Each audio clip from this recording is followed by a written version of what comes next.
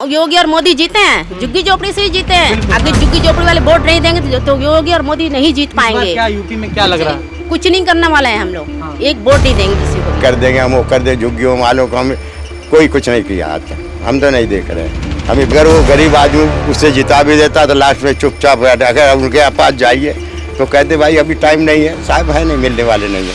साहब तो कहीं गए हैं, बाद में आना। मोतीलाल बैठ जा। वहाँ बैठिए, आराम से मोतीलाल बैठिए। जी हैं, ये घर पहले एक बार दिखा दीजिए किस तरीके से। मोतीलाल जी हिसाब से ये घर गिरने वाला है अब। हाँ, हर जगह क्रैक पड़ा हुआ है। देखिए इधर भी दिखा दो बनवा। छिपाने वाली चीज़ थोड़ी है।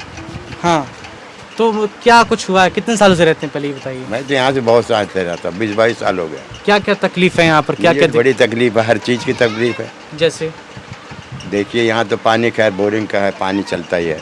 बिजली है, डबल बिजली आती करल, इसका किराया का जो बिल बिजली का बिल डबल आता है। डबल आता ही है। हाँ। और जो परेशानी है, दुकानदारी कोई चल नहीं, काम धंधा कोई है नहीं। इस वक्त काफ़ी परेशानी है, पूरी परिवार है। किस तरह गुजारा कर रहे हैं ये तो हम ही जानते हैं, लेकिन फिर भी क्या किया जाए। अच्छा, कितने लोग रहते हैं इतने इस? हमारी पूरी परिवार यही है। मतलब कितने लोग हैं इसमें? 12-13 आदमी है। 12-13 लोग इसी रूम में रहते हैं? ना, ये सब रूम है। अच्छा, 1 2 ये 3 रूमों में 12 लोग रहते हैं यहाँ पे। लाइट की कमी होगी, मनमोहन कोशिश कर रहे हैं पीछे से कि लाइट दिखा दिया जाए, लेकिन इस चीज़ को देखिएगा आप, इस चीज़ों को समझिए कि इसी शहर में ये सेक्टर 16 है, जहाँ पर आप रोड पे घूमेंगे तो बाबू बंद कर दो। अगर रोड पे घूमेंगे तो बड़ी बड़ी बिल्डिंगें दिखेंगी, स्टारडम की बिल्डिंग दिखेगी, लेकिन उसी 16 से अंदर आएंगे तो ये भी दृश्य दिखेगा कि किस तरीके से ये बड़े शहरों में भी छोटे गांव छुपे हुए हैं, जहां पर सरकार की तरफ से कोई मदद नहीं मिलता है। कुछ नहीं मिलता है। कुछ नहीं, सवाल ही नहीं। तो कोई इधर दिखाइए भाई। कुछ नहीं करती सरकार, किसी के लिए कुछ नहीं करती है। हाँ। ये मेरे पापा ठेली चलाते हैं, 12-13 जने का, एक जने खर्चा कितना चलाएंगे? 2 लड़की हैं, 3 लड़की उनकी अभी है। कोई शादी नहीं हुई, कोई कुछ नहीं किया। योगी और मोदी किसी ने कुछ गरीबों के लिए कुछ नहीं किया है जी। हाँ, गरीबों के लिए कुछ नहीं किया। कहते हम लड़कियों के लिए कर रहे हैं और कुछ नहीं किया है। हम तो ये जानते हैं, झुग्गी झोपड़ी में रहे, थोड़ा कमाते थोड़ा खाते हैं। हमारे पापा ठेली चलाए, कितने ठेली में कमाई होती होगी आप ही जानिएगा।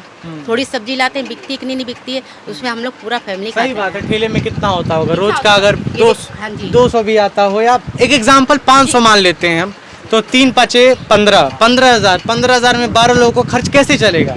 नॉर्मल 15,000 जी नहीं आते हैं। पापा का मेरे जगह बिजली के बिल पापा के नाम से 3,000 आते हैं। 3,000 मेरे पापा कहाँ से देंगे? सही बात है। और 200 रुपये 100 रुपये कमाई ये होता है। दुकानदारी चौपट है किसी की। हम लोग बैठे हैं, हम लोग को कोई नौकरी नहीं लगती है, जॉब भी नहीं लग रही है, कहीं करने जाए, घर पे बैठ के रोटी खाया जा रहा है, कहाँ चलेगा खर्चा? उनकी लड़की सर पे है, माँ है नहीं हमारी। जी हाँ, मम्मी है नहीं, मेरी मम्मी गुजर गई हैं। तो बताइए अब क्या करा जाए? मेरे पापा कितना करेंगे अकेले? कोरोना काल में क्या स्थिति थी घर की? बहुत ही दिक्कत थी। खाने पीने की, यानी यहाँ राशन भी आता था तो हम लोग को नहीं मिलता था। तो जो राशन कार्ड से मिलता था वही हम लोग खाते थे, नहीं तो यहाँ कोई राशन नहीं देता था। किसी को कोई पूछता नहीं इधर। तो एक इंसान सोता किसी को क्यों भला करे? आज का जमाना नहीं भैया, किसी को कोई भला कर सकते। लेकिन जो योगी सरकार है खूब दावा करती है कि हम ये मदद। मोदी जी कुछ नहीं करे। दावा करने से कुछ नहीं होता जी, करने से होता है। तो अब गरीबों को कुछ नहीं करो, गरीबों को खुश करो तो योगी और मोदी भी खुश रहेंगे। गरीबों को हमने ये किया तो गरीबी योगी और मोदी को वोट देंगे। सही बात है, जिताएंगे उनको। अगर आप गरीबी को कह रहे हैं कि गरीबों के हमने ये गरीबों के लिए हमने ये किया, तो उन गरीबों से पूछो कि आपके लिए हुआ या नहीं हुआ।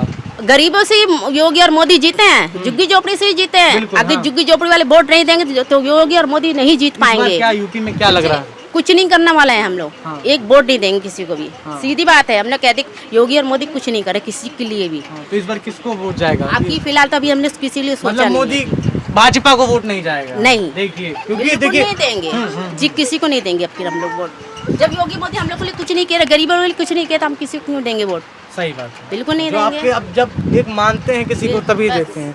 देखिए, मेरे जो बात करने का तरीका है, आप लोगों को लगे कि ये बड़ा इनफॉर्मल सा बात करता है, ऐसे रिपोर्टिंग नहीं होती है, लेकिन मैं एक जुड़ाव से बात करता हूँ, कनेक्शन बना लेता हूँ लोगों से। तो अगर आपको ये चीज़ें अच्छी लग रही हो तो बड़ी अच्छी बात है, और अगर नहीं लग रही हो तो प्लीज़ इस चीज़ को समझिए कि रिपोर्टिंग करना इसका मतलब ये नहीं कि वहाँ के चिल्लाने लगे कि बताइए क्या दिक्कत है। ये नहीं होता है। उस परिवार के दर्द को समझिए, तभी आप बयां कर पाएंगे। तो ये कहानी है जी। बहुत आए यहाँ लॉकडाउन में आए हैं मीडिया वाले, लेकिन किसी ने किसी को सुना नहीं है। जैसे उधर चले गए इधर चले गए, बीच में कोई नहीं आता था।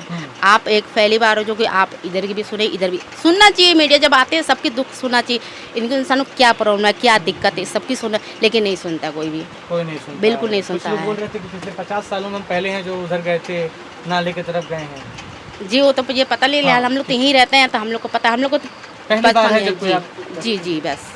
तो ये कहानी है पहला चांद था। जी। अब मोतीलाल जी थे ना आप चाचा, ये हमारे पापा जी हैं। पापा जी हैं, आप ही चलाते हैं ठेला अंकल? हाँ मैं ही चलाता हूँ, क्या करूँ। जरा सोचिए ना इस उम्र में जब थोड़ी सी सब्जी बैठना जरा वहाँ इस बैठ उम्र में हमारे पापा जी को बैठ के रोटी खाना चाहिए, लेकिन फेल चला रहे हैं। आप चाचा जी को देख रहे होंगे कि उम्र मजबूरी कितनी है। होंगी, उम्र तो होगी 60-70 साल, 60-65 मनमोहन बोल रहे हैं पीछे से। अब जरा सोचिए ना कि जिस उम्र में माँ बाप को इस उम्र में बैठ के खाना चाहिए, वो पिता अपने बेटे के लिए, अपने बेटियों के लिए ठेले चलाता है। जरा सोचिए किस तरीके से इस कमजोर शरीर के साथ खींचते होंगे ठेले को। किया जाए तो फिर गुजारा कैसे होगा? हाँ। हैं, रोटी कहाँ से मिलेगी? कोई मदद करने वाला तो है नहीं, चल भाई मदद कर देते हैं, 1000-2000 ले काम करो अपना, वो भी मुश्किल से बिकता है, ना बिके फिर सड़ जाता, फेंकना पड़ता है। कच्चा सब्जियाँ जानते ही आप, बिक गई तो बिक गई, नहीं तो फेंको। मैं जितना नुकसान मेरा होता वो मैं ही जानता हूँ। इस वक्त मुश्किल से मैं 100 रुपया नहीं कमा पाता हूँ, कोई माने ना माने, 100 रुपया भी नहीं कमा पाता हूँ इस वक्त की ज़माना जो है। ये लॉकडाउन लगने के पहले, लॉकडाउन जब से लगा तब से दुकानदारी सब पिट गई, एक पैसे की दुकानदारी नहीं, भाई मजबूरी है, कुछ तो करना ही पड़ेगा। घर में बैठे क्या करेंगे, कोई फ़ायदा तो है नहीं भाई, कुछ ना कुछ किया जाए, कुछ ना तो कुछ चाय के पैसे तो निकलेगा, कम से कम परिवार को एक रोटी मिलेगी, एक ना तो आधी रोटी तो मिलेगी, कुछ तो मिलेगा, परिवार जीवित तो रहेगा, देखा जाएगा बाद में जो कुछ होगा, क्या किया जाए। गरीबी ऐसी चीज़ है, यहाँ कोई मदद करने वाला किसी के नहीं है, चाहे दुनिया कुछ भी कहे कि हम ये कर देते हैं, हम वो कर देते हैं, हम ये कर देंगे, हम वो कर दें, झुग्गियों वालों को हम कोई कुछ नहीं किया आज तक, हम तो नहीं देख रहे।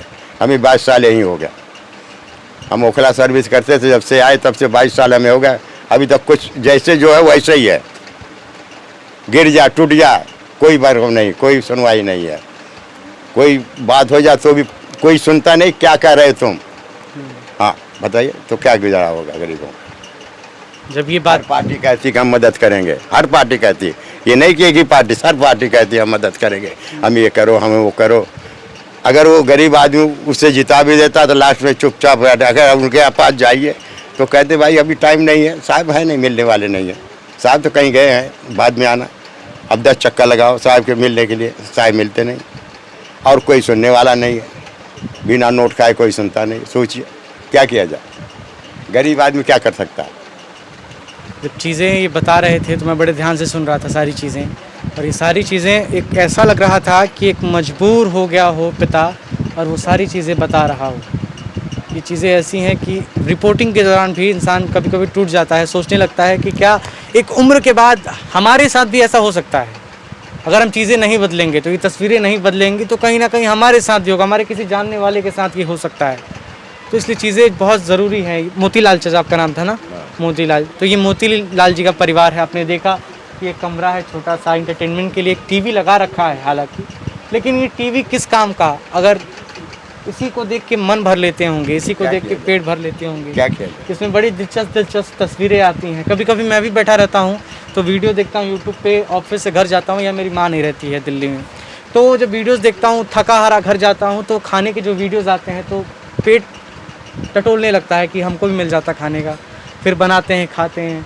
तो ज़रा सोचिए उस कंडीशन में क्या होता होगा कि आप भूखे इस बिस्तर पर पड़े हैं, कहीं से काम करके आए हैं और घर में खाना नहीं है, पैसे ख़त्म हो गए हैं, लेकिन वो तस्वीरें देख रहे हैं और वो खाने की ललक है कि मुझे खाना मिल जाए। सोचिए क्या होगा उस तस्वीरों पर। तो वो खुर्शीद का परिवार था और ये मोतीलाल चाचा का परिवार है। इन दोनों परिवार में काफ़ी सिमिलरिटीज़ हैं, बस यही फ़र्क है कि एक छोटा सा कमरा था, इनके पास 3 कमरे हैं, लेकिन परेशानी एकदम सेम है, वही चीज़ें हैं। बड़े बड़े शहरों में ये छोटी छोटी बातें, जो एक डायलॉग था फिल्म का, होती रहती हैं, लेकिन ये हर शहर का यही है कि बड़ा बड़ा शहर है ये। और आप बिलीव नहीं करेंगे कि सेक्टर 16 इतना हाई फाई एरिया है, यहाँ ज़मीनें करोड़ों में बिकती हैं, लेकिन उसी के पीछे एक ऐसा भी एरिया है जहाँ पर लोग खाने के लिए दुश्वार हैं। तो अब अगला पड़ाव कहाँ होगा ये हमारी टीम तय करेगी। तो चैनल को सब्सक्राइब कर लीजिएगा आगे की वीडियोस को देखने के लिए। धन्यवाद।